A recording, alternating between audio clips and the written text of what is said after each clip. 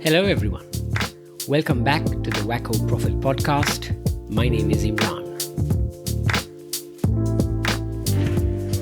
You're joining me on my casual review/discussion of the YouTube Red and Netflix series Cobra Kai, and in this episode, I'll be talking about Season 1, Episode 2. Now, I'm recording this on the day of uploading my first episode, so I don't know what the response is from the community, if there's any community at all, or if there's any response at all. Because of that, I'm pretty much going to maintain the same tone and same flow that I did for the first episode. I may make some changes going forward, depending on any constructive or bullying feedback that I might get online. I've uploaded my first episode on pretty much all popular podcast platforms, and I've also uploaded a audio of it in YouTube, which you can find on the links that I've given on this podcast as well. Also, make sure that you watched episode 2, up to episode 2 at least, before you go any further. I can wait. You can put me on hold. That's all right. Because what I am discussing will contain spoilers for the themes and the plot of episode 2. I'm also happy to report that I'm learning a lot about audio recording and editing, and I'm learning it the hard way by making all the mistakes that you're not supposed to make. I'll talk about that at the end of the episode, but right now, let's get right into it. So, a recap. Episode 1. Ace Degenerate. We mainly looked at Johnny Lawrence, who was Daniel LaRusso's rival in the Karate Kid movie. The show takes place 34 years after the events of the first Karate Kid movie, and I pointed out in that episode that it made Johnny the protagonist of the series instead of making it Daniel, at least in episode 1. They take us through how Johnny never really got up, emotionally and mentally speaking, from that kick in the face that he suffered at the end of the movie, and he has consequently made his life go to ruin. And episode 1 implies heavily that it's really based on his inability to get over that hurdle. We see a bit of Daniel, who is still in town and is the owner of a very successful car dealership. Remember, we kick the competition. But the episode mainly focused on setting up Johnny's intent for what I assume is season 1, while also kind of hinting at us that while Daniel may be over the rivalry they had all those years ago, he still very much remembers what Johnny represented to him back in the day.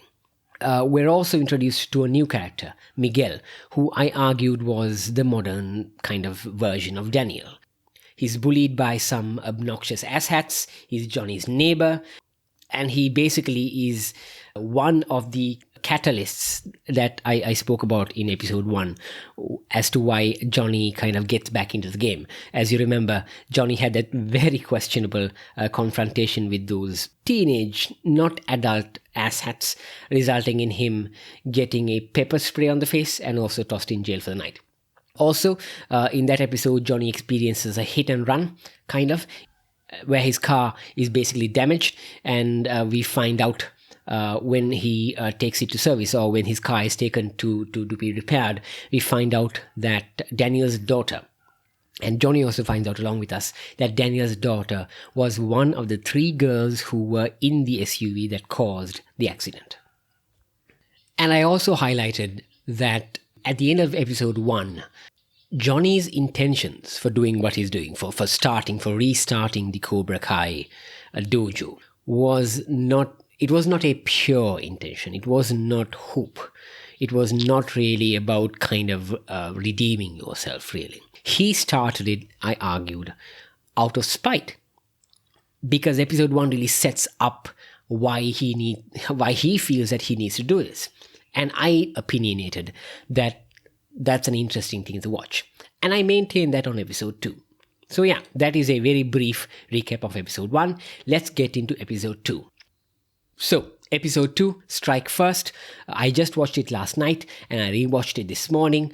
It probably has my favorite opening and my favorite closing in this series so far.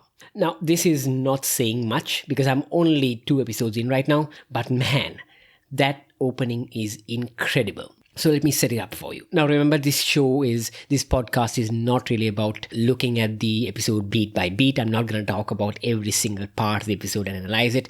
It's just about my general idea, my general impression of the episode. So the opening scene, we're essentially shown a supercut of Daniel's current life, set to a pretty cliched song, which is Dean Martin's Ain't That a Kick in the Head, which is basically a song about a guy who has lucked out, who has everything that he wants in this world, and who feels that he's one of the luckiest people in the world.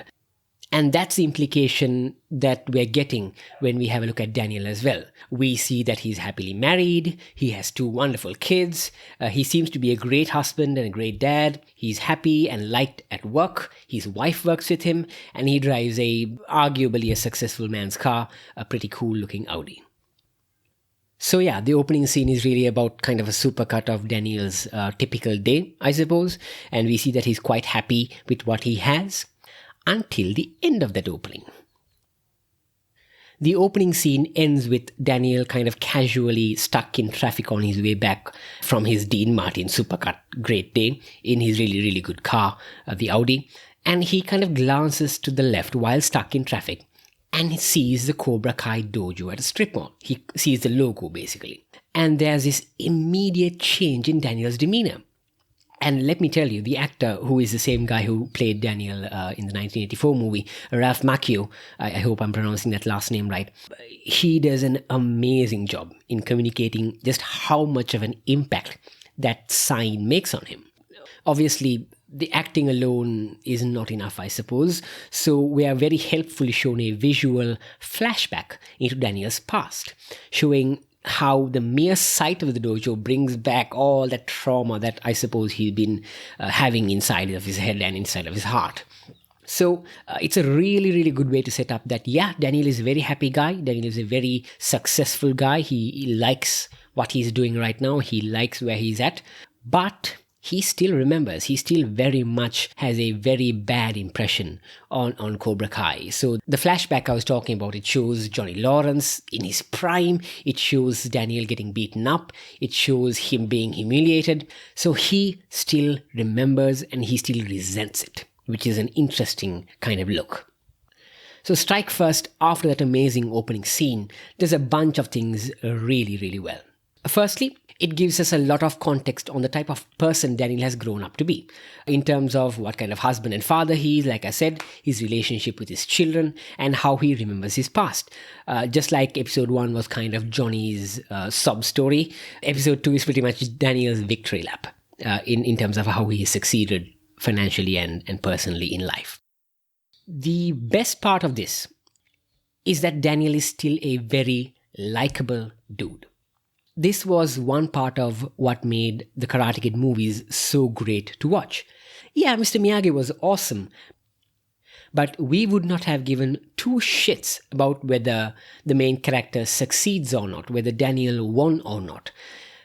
And they would not have been able to milk it into a trilogy and a franchise if Daniel LaRusso wasn't likable. And Ralph Macchio is a very, very likable guy. Is it acting? I don't know. I'm going to guess that it's just natural personal charisma, because Ralph Macchio comes through still as a very likable, very kind of easy to like, very easy to talk to kind of guy. Although he's in his late 40s/50s now. He still has the same energy, basically. So the showrunners have done the smart thing so far, and they've kept Daniel likable, which allows Macchio to just be basically who he is.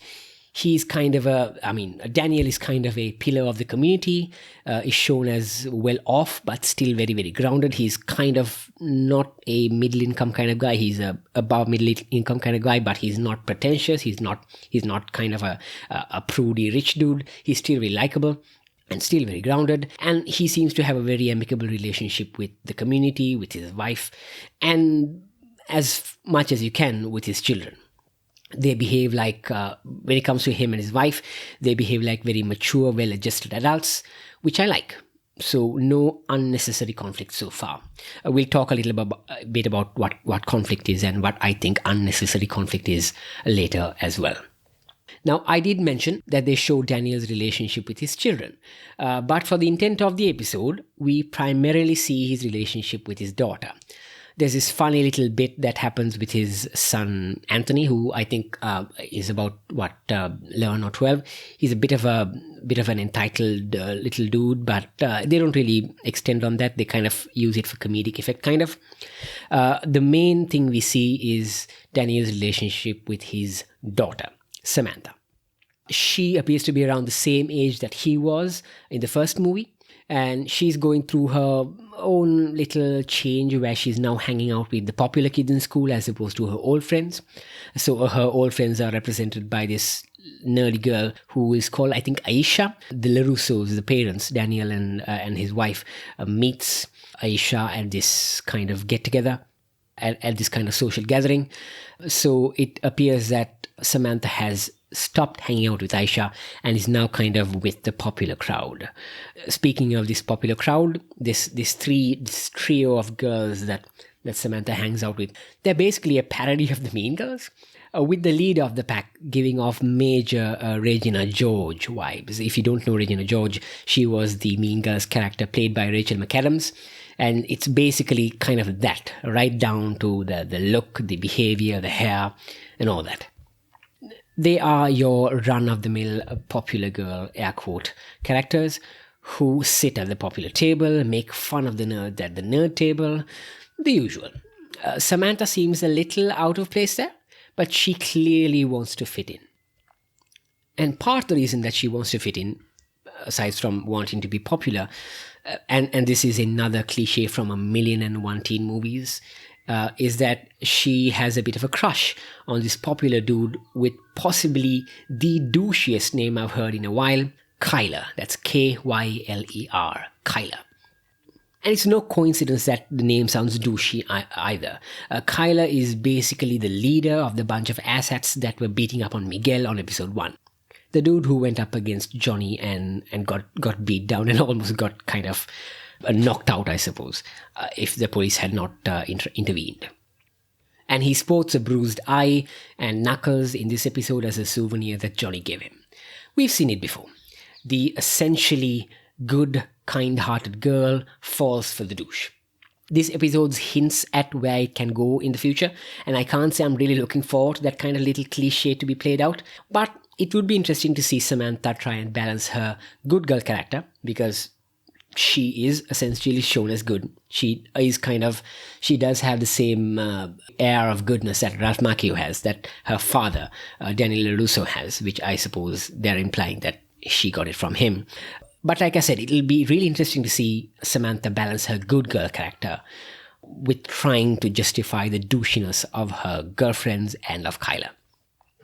We're also very clearly shown that Samantha wasn't really that much at fault for the SUV wrecking Johnny's car in episode 1.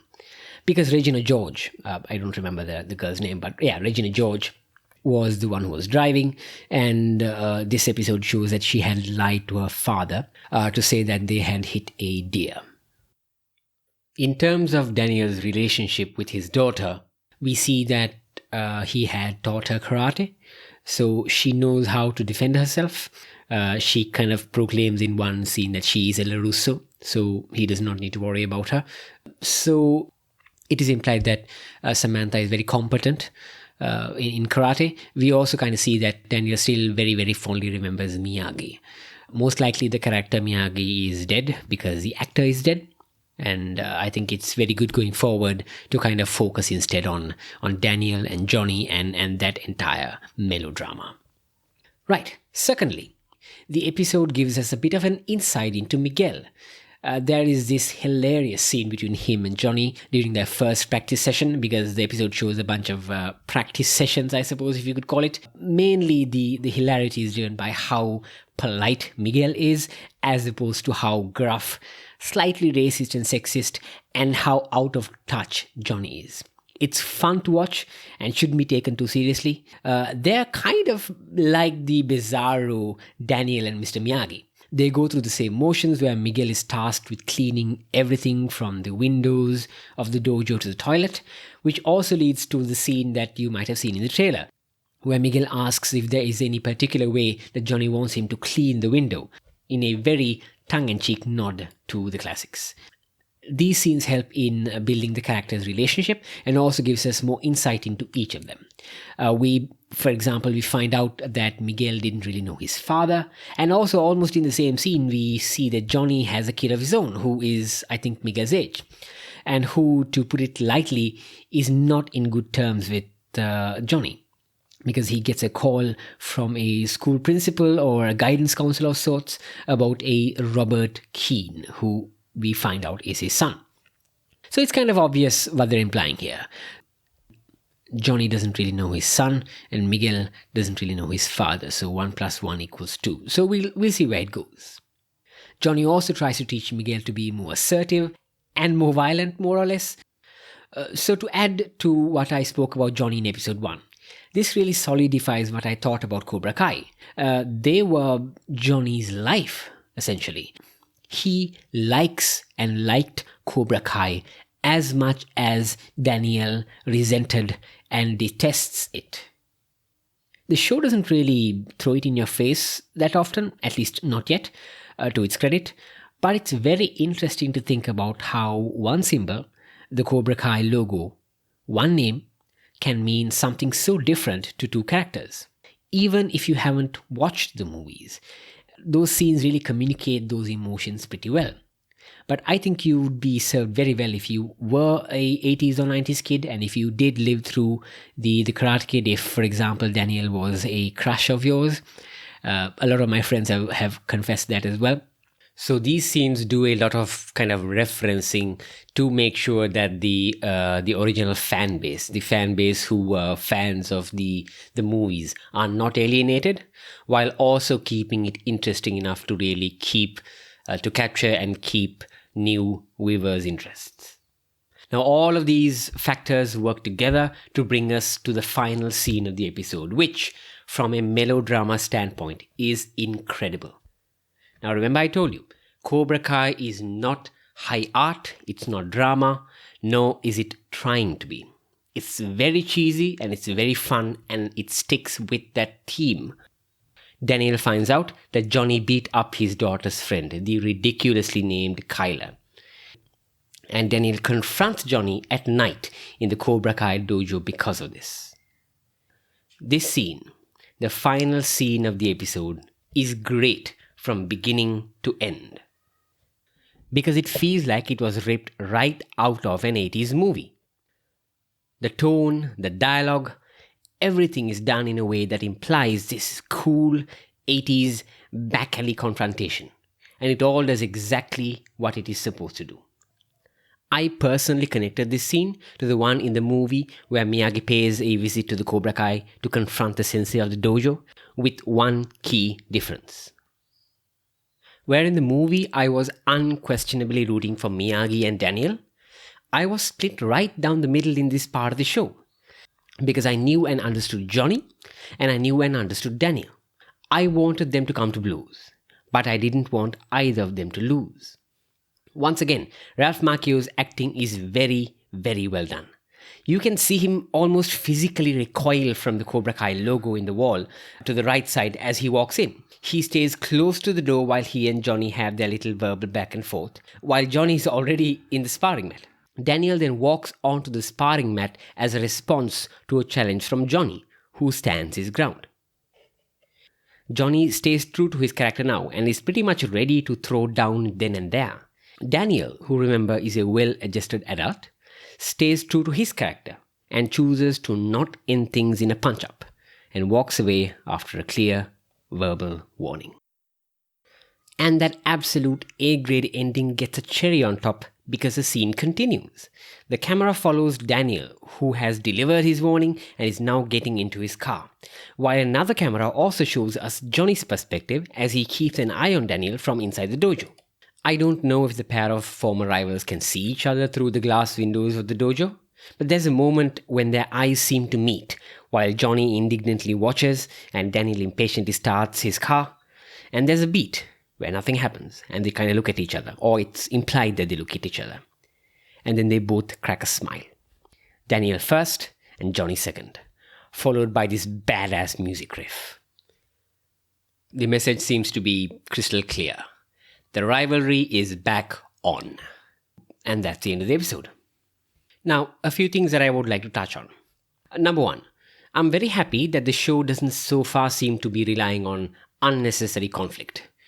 Now, if you're not familiar with the concept of conflict is there in pretty much every piece of fiction that we watch and that we read and that we play. Conflict is the whole point of us watching anything. Without conflict, there would be no reason for us to watch the show. There would be no reason for a show to exist. For example, the first Fast and the Furious. Brian wants to do his job and find out who are the robbers of the first Fast and the Furious movie, and he infiltrates Dom's little gang because of that. But the conflict comes from the fact that he falls in love with Dom's sister, and also he becomes very loyal to Dom. But now he's stuck between his loyalty to Dom and him doing his job. So that's good conflict. Godfather. If Don Corleone wasn't gunned down, if people were not trying to assassinate him, Michael wouldn't have to kind of get into the life of crime in order to save his father. So every show, every cartoon has conflict. But there are some shows, and unfortunately most of them are the modern ones, which introduces unnecessary conflict. Conflict for the sake of moving things forward. You will see that in any show that has gone beyond its normal kind of lifespan. Think of Supernatural.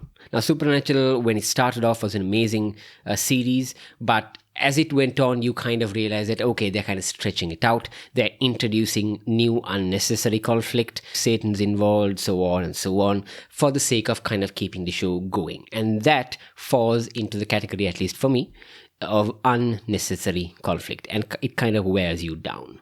So right now, in the first 2 episodes, there is no unnecessary conflict in Cobra Kai.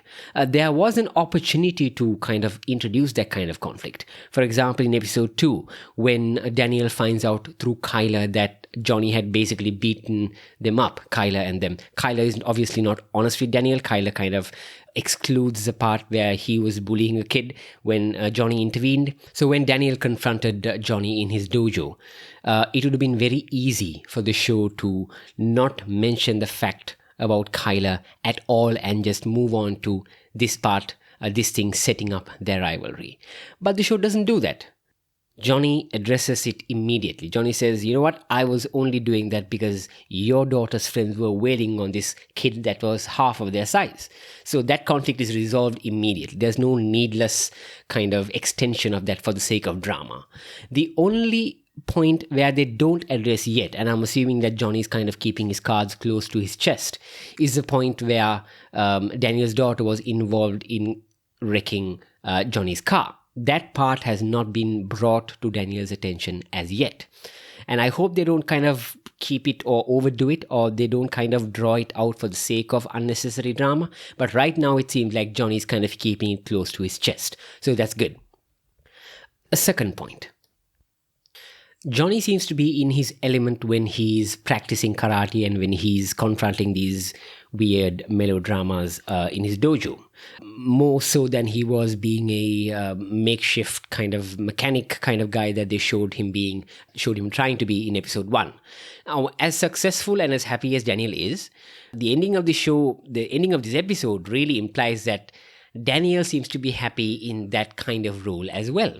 He does seem to be happy kind of getting into that whole karate thing. And if the trailers are correct, that does seem to be what he is doing. He does seem to be kind of kicking off his own school in response to the Cobra Kai. So we will really see where it goes. I'm still avoiding the spoilers. I know that this is not really like a very serious show where the spoilers can mean the difference between life and death. But I really like kind of getting into it on my own without being influenced by reviews or any other further like additional trailers either. So I won't really get into it and talk about it as and when I watch it. So yeah, that's it. That's the review for Cobra Kai Season 1, Episode 2, Strike First. Now, I did mention something about some mechanical problems that I'm having. What happened was, once I completed the recording of the first episode, the first time I recorded, I ended up accidentally almost corrupting the audio file, or the file before it was exported into an audio file. So I almost pretty much lost a day's work of recording and editing because I didn't know how audio worked. Those of you who are into audio, who are getting into audio, may know what I'm talking about. I essentially tried to copy a project file and paste that new copy in the same folder. Apparently that messes up the whole thing. So yes, I am learning as it goes. So that's all the time we have for the Wacko Prophet Episode 2, where we're continuing to review Cobra Kai. And I want to tell you again that I really like this series, and I will stick with Season 1. And we'll see how it goes with Season 2. What I'm planning to do is, while I drop these weekly episodes, maybe once a month, I may drop a bigger episode looking at a movie, giving my somewhat in-depth but also casual review on a movie. So thank you very much for joining me for the second time. If you are joining me, please do like and subscribe and leave me a review if you feel that I could do things better. And again, the coronavirus is still out there, so stay safe, keep your masks on. This has been the Wacko Prophet Podcast. My name is Imran. Have a great day.